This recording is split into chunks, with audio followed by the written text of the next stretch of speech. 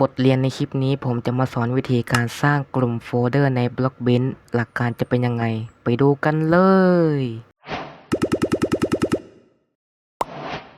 หลังจากที่เราได้เรียนรู้พื้นฐานการใช้งานไปแล้วทีนี้มาถึงส่วนที่เราจะต้องมาลองสร้างกลุ่มโฟลเดอร์ในบทเรียนนี้กันวิธีแรกคือการสร้างกลุ่มโฟลเดอร์เข้าไปที่ไอคอนโฟลเดอร์ที่มีสัญลักษณ์รูปบวกตรงนี้นะมันจะมีคำว่า add group นะเห็นไหมพอเรากดแล้วจะมีรายการโฟลเดอร์ขึ้นมาแบบนี้แล้วทีนี้ตราบใดที่เรายังเลือกรายการโฟลเดอร์อยู่เราก็สามารถที่จะเพิ่มซ้อนเข้าไปกี่อันก็ได้ตามลำดับของโครงสร้างโมเดลนะแต่ถ้าต้องการจะเพิ่มลูกบากลงในโฟลเดอร์ด้วยก็ให้เราเลือกที่รายการโฟลเดอร์จากนั้นไปที่ drop down ข้างสัญลักษณ์รูปบวกตรงนี้นะมันจะมีคำว่า add element แล้วให้เลือกที่ add queue ตรงนี้นะเห็นไหมทีนี้ก็จะเพิ่มลูกบากเข้าไปในโฟลเดอร์เรียบร้อยถ้าสังเกตอีกด้านหนึ่งเราจะเห็นว่ามีก้อนสี่เหลี่ยมๆขึ้นมาแล้วก็จะเป็นประมาณนี้ทีนี้เราก็สามารถทำหลักการเดียวกันได้เลยไม่ว่าจะซ้อนกันกี่อันก็ตามนะถ้าสงสัยว่าเราจะสามารถย้ายรายการเข้าไปโยนในกลุ่มอื่นได้ไหมวิธีการก็คือคลิกค้างที่รายการใดก็ได้นะไปไว้ส่วนอื่นตามที่ต้องการหรือถ้าเป็นของบนมือถือเราก็สามารถแตะค้างที่หน้าจอก็ได้เช่นเดียวกันถ้าไม่ถนัดอย่างไรก็ให้คลิกขวาหรือแตะหน้าจอค้างบนมือถือก็จะมีตัวเลือกคำว่า move to ถ้าดูตรงนี้จะเห็นว่ามีชื่อโฟลเดอร์ที่เราเคยสร้างไว้นั่นเองให้ลองกดดูได้หลักการมันจะคล้ายๆกันเลยแต่วิธีนี้จะง่ายกว่านะ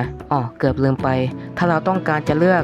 รายการที่ต้องการใช้งานพร้อมกันนะเราก็แค่กด Ctrl ค้างไว้แล้วให้เลือกตามรายการที่ต้องการได้เลยจะเป็นแบบนี้แต่ถ้าเป็นของมือถือนะมันจะมีไอคอนมุมขวาล่างลองแตะเข้าไปจะมีคำว่า Select Multiply แค่นี้ก็สามารถทำได้แบบเดียวกันเลยที่สำคัญอย่าลืมติ๊กออกก่อนทุกครั้งหลังจากทำงานเสร็จด้วยนะซึ่งการทำแบบเนี้ยจะทำให้เราทำงานสะดวกขึ้นไม่ว่าจะเป็นการใช้ควบคุมตำแหน่งหรือการขยายในพื้นที่นั่นเองวิธี2คือการแก้ไของค์ประกอบให้เราคลิกขวาที่องค์ประกอบที่เราเลือกอยู่ตรงนี้นะถ้าเป็นของมือถือให้ลองแตะค้างก็ได้สังเกตว่าจะมีตัวเลือกหลายแบบเลยเพราะฉะนั้นเราจะมาดูทีละส่วนกันตัวเลือกแรกถ้าเราต้องการจะคัดลอกและวางนะง่ายๆเลยแค่กด Copy จากนั้นคลิกขวาที่พื้นหลังเราจะเห็นตัวเลือกการวางตามที่เราเคยคัดลอกนั่นแหละจริงๆถ้าเป็นคีย์ลัดก็แค่กด Ctrl C กับ Ctrl V มันจะสะดวกกว่านะตัวเลือก2ถ้าต้องการทำสำเนาจากรายการนะแค่กด Duplicate ก็ได้เพิ่มสิ่งที่มันคล้ายกันอยู่ในรายการขึ้นมาแล้วถ้าใครที่นึกไม่ออกหรือไม่เก็ตยังไงนะผมได้ลองนำลูกบากเข้ามาใส่ในกลุ่มโฟลเดอร์ตั้งต้นพอทำสำเนาออกมาแล้วก็จะได้เพิ่มโครงสร้างที่มันคล้ายกันแบบนี้ตัวเลือก3เราสามารถเพิ่มกลุ่มโฟลเดอร์เหมือนวิธีแรกได้แต่จะเป็นทางลัดอีกแบบนะอย่างเช่นเรามีแค่ลูกบากตัวเดียวก็ใช้วิธีการเพิ่มกลุ่มเพื่อนำลูกบากเข้ามาได้แบบนี้เลยตัวเลือก4เราสามารถเปลี่ยนสีให้องค์ประกอบตามรายการได้ส่วนนี้เราแค่มาเลือกสีตามที่ต้องการได้เลยนะก็จะเป็นแบบนี้หรือเราจะลองสุ่มสีได้นะถ้ากดไปแต่ละครั้งสีก็จะเปลี่ยนไปตามการสุ่มแบบนี้เลยตัวอย่างเช่นเรามีทั้งกลุ่มโฟลเดอร์และลูกบากเราก็สามารถใช้วิธีการสุ่มสีแบบนี้ซึ่งโครงสร้างจะดูเป็นธรรมชาติดีนะว่าไหมตัวเลือก5ถ้าเราต้องการเรียงลำดับตัวอักษรจาก A ถึง Z เพื่อจัดเรียงรายการให้เป็นระเบียบขึ้นนะอย่างเช่นผมมีกลุ่มโฟลเดอร์ใช่ไหมและมีชื่อที่มันเรียงอักษรไม่เป็นตามลำดับนะวิธีง่ายๆถ้ามันอยู่ในกลุ่มโฟลเดอร์หลักอยู่แล้วก็ให้ลองคลิกตรงนี้ดูเพื่อให้ตัวอักษรเรียงลำดับเป็นระเบียบขึ้นนะก็จะเป็นประมาณนี้ตัวเลือก6ถ้าเราต้องการจะถอดองค์ประกอบออกจากกลุ่มโฟลเดอร์ทุกอย่างนะเมื่อลองคลิกแล้วจะเห็นว่าโฟลเดอร์นี้มันจะแยกคนละที่กันเลยนะเห็นไหมก็ลองนำไปใช้งานดูได้เลยนะเผื่อว่าจะได้ไม่เสียเวลาย้ายที่เองตัวเลือก7ตรงนี้เราสามารถเปลี่ยนชื่อให้องค์ประกอบได้ใช่ครับแต่ที่ดีกว่านั้นคือถ้าเราเลือกหลายรายการเพื่อมาเปลี่ยนชื่อเนี่ยเราก็สามารถตั้งชื่อใหม่แทนที่พร้อมกันได้เลยจะได้ไม่เสียเวลาตั้งชื่อใหม่ทีละอย่างนั่นเองนะ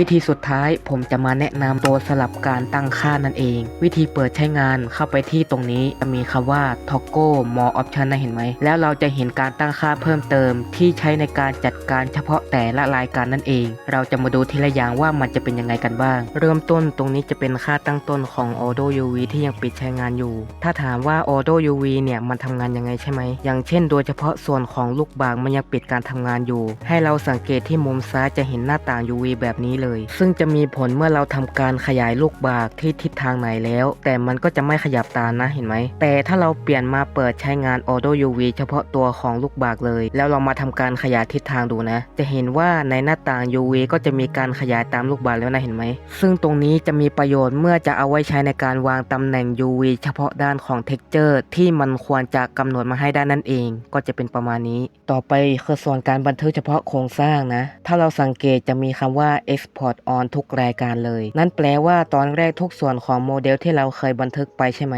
มันก็ยังคงมองเห็นชิ้นส่วนที่ยังเปิดใช้งาน Export on อยู่นั่นเองซึ่งการทำงานนี้จะใช้ไม่ได้ในรูปแบบ Generic Model นะแต่จะมีผลในรูปแบบ Bedrock Entity Bedrock Box หรือจะเป็น Java Block Item ก็ได้แล้วแต่จะสะดวกเลยถ้ามันใช้งานในเกมได้นะตัวอย่างการทำงานก็คือเวลาต้องการจะบันทึกเฉพาะส่วนของโมเดลในกลุ่มโฟลเดอร์นะซึ่งผมต้องการบันทึกไม่ให้มีเสาสูงๆตรงนี้นะเห็นไหมให้เราทำการคลิกมันก็จะปิดการทำงานส่วนการมองเห็นนั่นเองแล้วทีนี้ลองมาบันทึกโปรเจกต์ดูนะโดยเข้าไปที่แถบไฟล์มุมซ้ายบนให้มองหา Export จากนั้นบันทึกด้วย Export Bedrock Geometry จากนั้นเลือกที่ต้องการจะบันทึกไฟล์ไว้ได้เลยครับแล้วทีนี้เวลาเปิดโปรแกรมใหม่ล่ะอยากรู้ผลลัพธ์จะเป็นยังไงใช่ไหมให้ทำการกดปุ่มคำว่าOpen Model หรือจะไปที่แถบไฟล์ก็จะมี Open Model เช่นกันนะจากนั้นให้เปิดไฟล์โปรเจกต์ที่เราบันทึกไว้ได้เลยนี่เห็นไหมส่วนนี้เราจะคัดกรองได้แล้วว่าโมเดลส่วนไหนที่เราต้องการจะมองเห็นในไฟล์โปรเจกต์ที่เราบันทึกไปนั่นเอง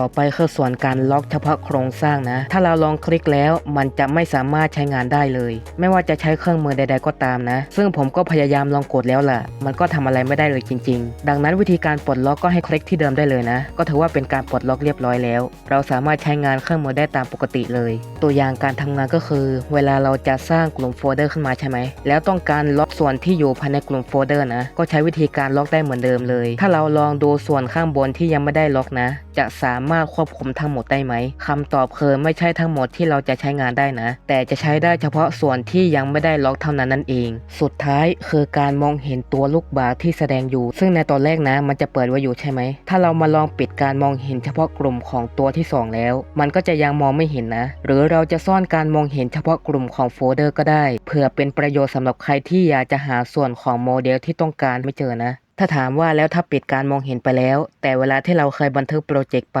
มันจะยังคงมองเห็นส่วนของโมเดลอยู่หรือเปล่าคำตอบคือถึงแม้จะเปิดไฟล์โมเดลใหม่ที่ยังปิดการมองเห็นไปก่อนหน้านี้มันก็จะยังคงมองเห็นอยู่ดีนั่นเองหวังว่าวิธีการทั้งหมดนี้จะเป็นประโยชน์สำหรับผู้ใช้งานเริ่มต้นนะถ้าหากมีข้อบกพร่องหรือไม่เข้าใจตรงไหนก็ต้องขออภัยด้วยนะครับสำหรับใครที่อยากจะให้ผมสอนอะไรก็สามารถพิมพ์ลงในคอมเมนต์ได้เลยผมก็จะเข้าไปตอบคำถามให้นะหากชอบใจคลิปนี้ก็อย่าลืมกดไลค์และกดติดตามหากมีข้อสงสัยหรือมีคำถามอะไรก็สามารถส่งความคิดเห็นมากันได้สำหรับคลิปนี้ผมก็ต้องขอตัวลาไปก่อนสวัสดีครับตอนนี้ทุกคนสามารถเป็นกำลังใจให้ผมทำเนื้อหาต่อไปได้โดยการโดเนทสนับสนุนหรือสมัครสมาชิกให้ช่องนี้เดือนละ35 บาทขึ้นไปหากชอบใจคลิปนี้ก็สามารถส่งซุปเปอร์เตสให้กันได้ขอบคุณที่ติดตามรับชมนะครับ